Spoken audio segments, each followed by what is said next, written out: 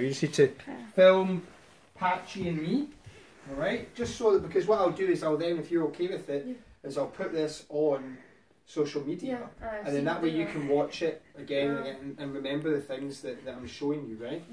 So all we're doing here is conditioning Patch a bit to the remote collar. We're finding a very comfortable level for Patch. Perfect. It's a 10. So I'm going to tap a 10 now. When he responds, good.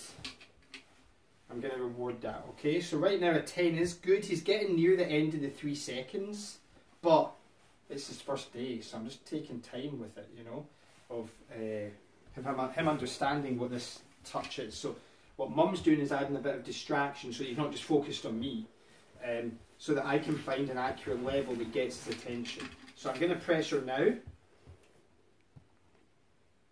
I'm going to press again. Good, good.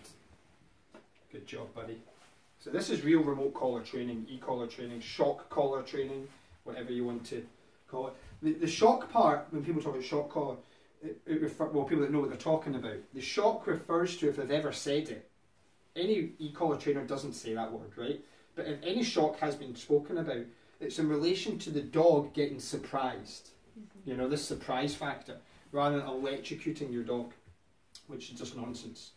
So everything right now is this kind of learning phase, okay? It's all about learning. So I'm going to apply pressure now. Couple of taps. Yes. Good job, buddy. Very well, very well.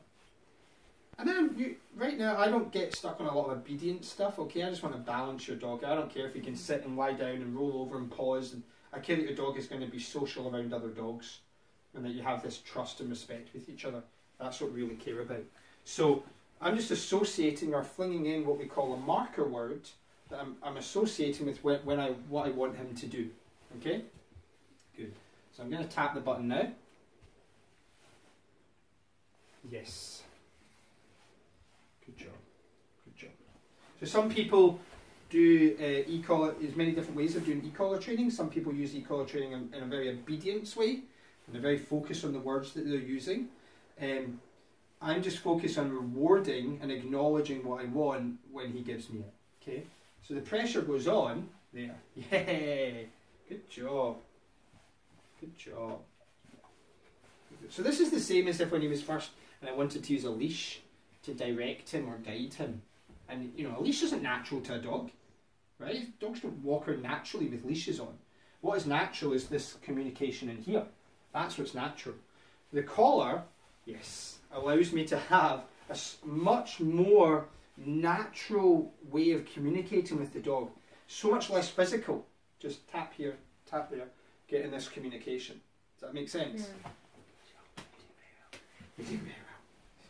So, again, every time first I'm giving the reward, the food. I'm going to do it now. Good. Want a bit more, because he's had quite a number of repetitions now. I want him further. I want one step from, I want him to make, yeah, yes, yes. Good job, good job, good job. So it's all about building the relationship first. But this tool, a lot of people say the e-collar, you know, it's not there, it's not going to be uncomfortable for the dog or anything. 99% of the time, absolutely not. It's just a communication. But there's no point in lying. The reason the collar's there is when he goes into I want to eat another dog mode, the collar is what's going to match him to bring him out of that. Now, of course, lots of repetition of this is going to help with not going to eat the other dog, right? And we have to condition that. But you still, the collar enables you to match whatever level he goes to, if he does. We're talking about being proactive here rather than just reactive. Sees a dog, we react and get hold of him and stay tense. What we're trying to do is be proactive, okay? Yes. Good job, buddy. Good job. So this time, no food, it's just a reward. And you can do a lot of that because you know how he loves cuddles and he loves human affection, you can do that. So that's just an example of doing a bit of conditioning. Don't see a shut down, upset, painful dog, a dog that's in pain. You just see a dog that, yes, yes, that's very good. Now what am I yesing? I'm yesing the fact that he feels it and then he acknowledges me. He's making that association. Does that make sense? Yes. Yes. What you want is the food. But the food is there to help him with teaching, because that food will not stop him when he's going to eat another dog. So don't get confused thinking, why wouldn't you just use treats to have him not eat dogs? No, the treat isn't enough of a deterrent to not eat dogs. Also, the treat doesn't teach him, you don't do that, you don't eat dogs. Right? The treat is to reward or over-reward what you want.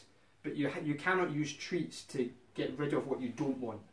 You have to disagree with what you don't want, and then you reward what you do want. Make sense? Mm-hmm. Cool. You can stop that there.